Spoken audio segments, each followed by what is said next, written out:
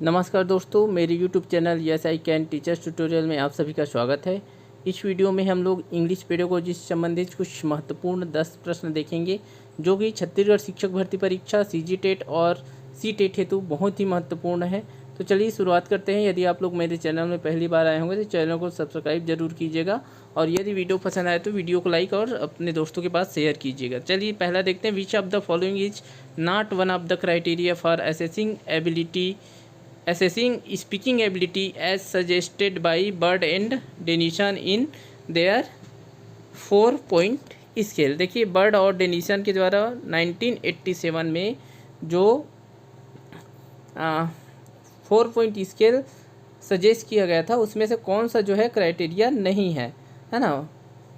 अब देखिए assessing ability के लिए कौन सा एबिलिटी, स्पीकिंग एबिलिटी के लिए तो ऑप्शन है, देखिए pronunciation, use of vocabulary and fluency, B response to the task with limited communication, C grammatically correct structure, D ability to take initiative where required and go beyond a basic response. तो देखिए अगर आप option को देखेंगे तो ये जो है स्पीकिंग से रिलेटेड है, बी भी जो है स्पीकिंग से रिलेटेड है, डी भी स्पीकिंग से रिलेटेड है और देखिए ये जो है आपका ग्रामेटिकली करेक्ट स्ट्रक्चर, बोलते समय आपको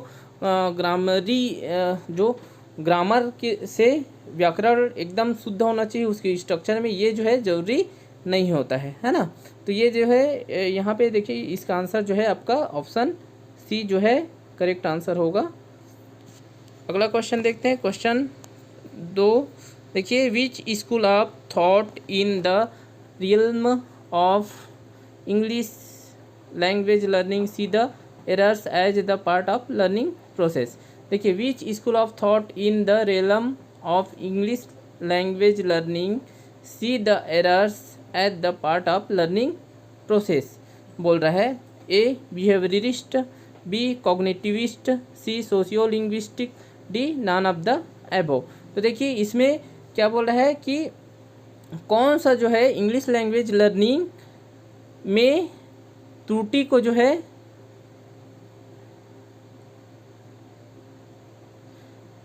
लर्निंग प्रोसेस के रूप में देखता है ना।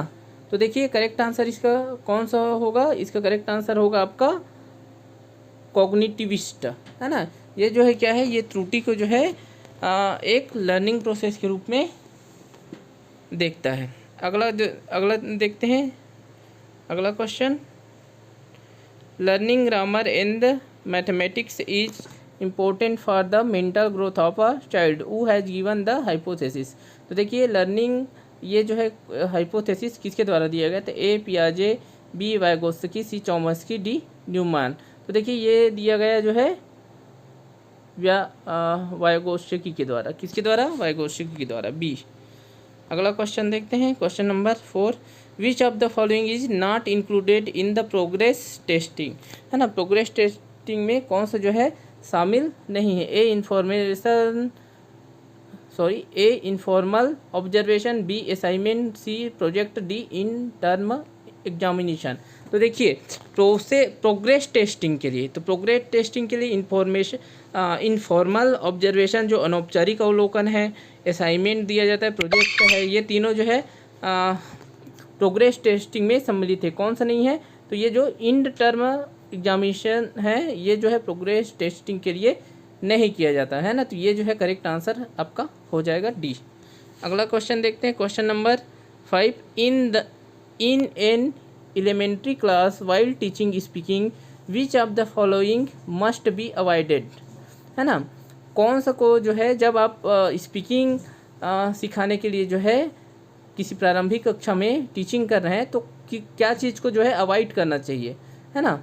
A talking about an object और टॉपिक ऑफ इंटरेस्ट, है ना, B expressing a need for something, C talking about abstract idea, D seeking and giving information.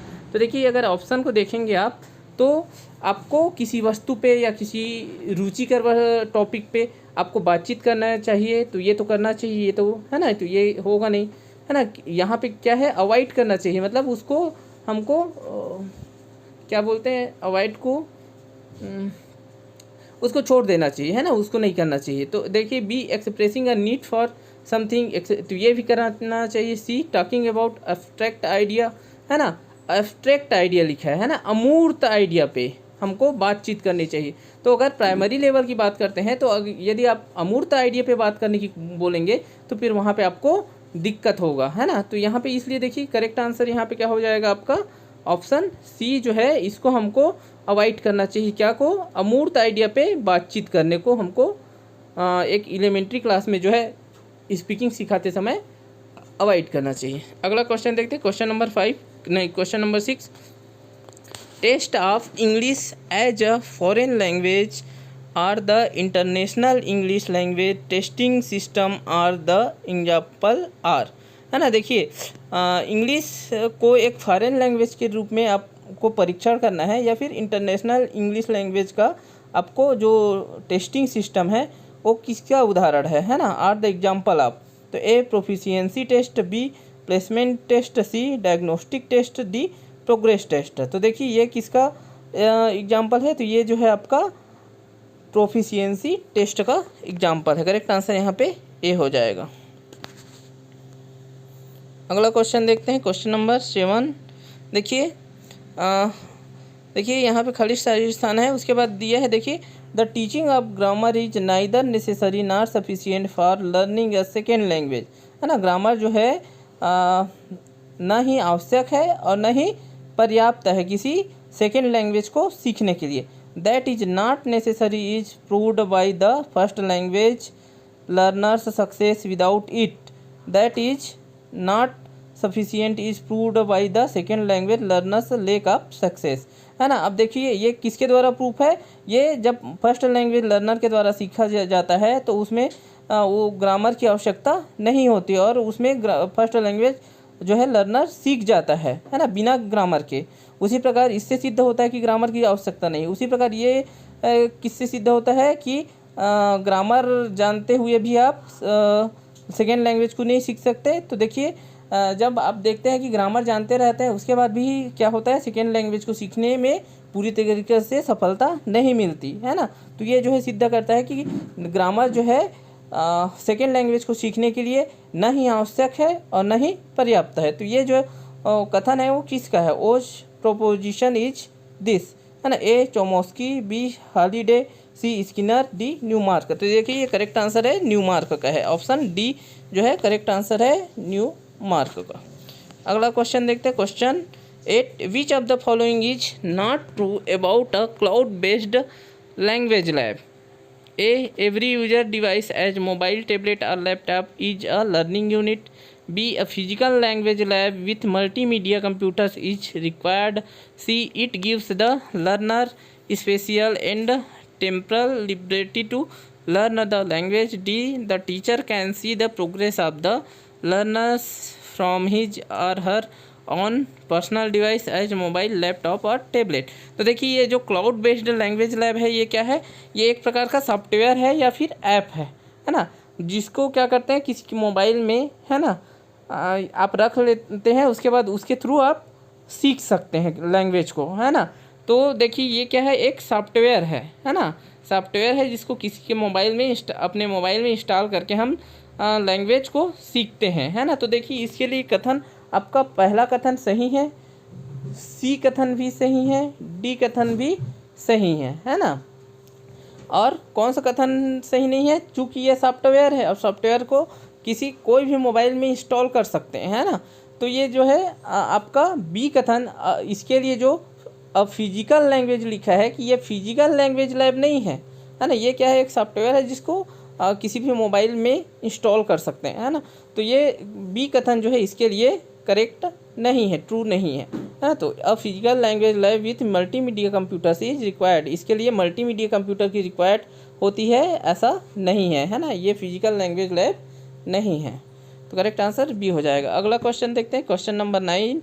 Mister Kamal ask the learner to learn a poem by heart and recite, this exercise aims to, है ना। A improve memory, B integrate reading and speaking, C improve listening, D increase concentration. तो देखिए इसमें क्या बोल रहा है कि लर्नर जो है पोयम को रिसाइट कर रहा है ना, तो यहाँ पे क्या हो रहा है, integrated reading and speaking. Correct answer यहाँ पे हो जाएगा बी।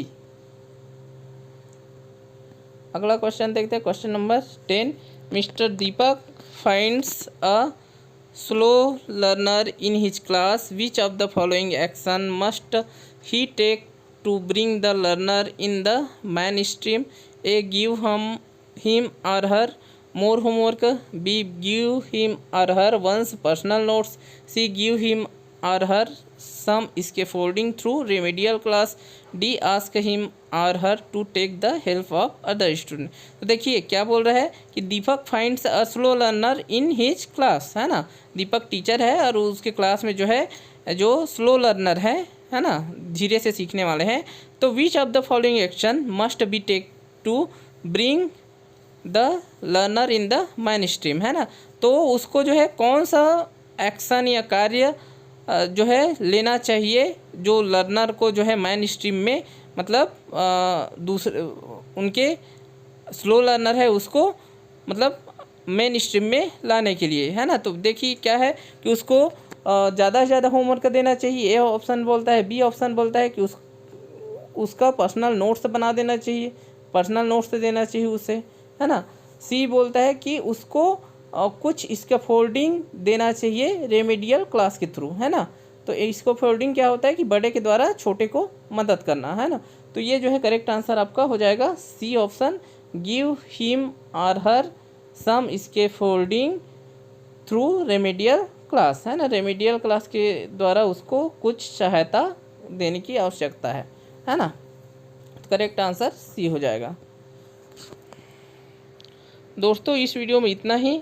यदि वीडियो पसंद आया होगा तो वीडियो को शेयर और लाइक ज़रूर कीजिएगा, और मेरे सारे वीडियो के जो है PDF मैं अपने टेलीग्राम चैनल में सेंड कर दूंगा। तो आप लोग मेरे टेलीग्राम चैनल को डिस्क्रिप्शन में जाके ज्वाइन कर सकते हैं। वहाँ पे आपको मेरे PDF और जो छत्तीसगढ़ शिक्षक भर्ती परीक्षा से संबंधित कुछ इम्पोर्टेंट PDF जो है बुक्स वहाँ पे मैं अपने टेलीग्राम चैनल में डाला हुआ, वो भी आप जो है वहाँ से प्राप्त कर सकते हैं। जैसे कि कंप्यूटर है, और बाल विकास एवं शिक्षा शास्त्र से संबंधित है, पर्यावरण शिक्षा से संबंधित है, और उसके साथ साथ हिंदी पेडागोजी, इंग्लिश पेडागोजी, आपका मैथ पेडागोजी से संबंधित कुछ महत्वपूर्ण PDF वहाँ पे डला हुआ है। तो वहाँ पे आप ज्वाइन करेंगे तो वो सारे PDF आपको उपलब्ध हो जाएंगे।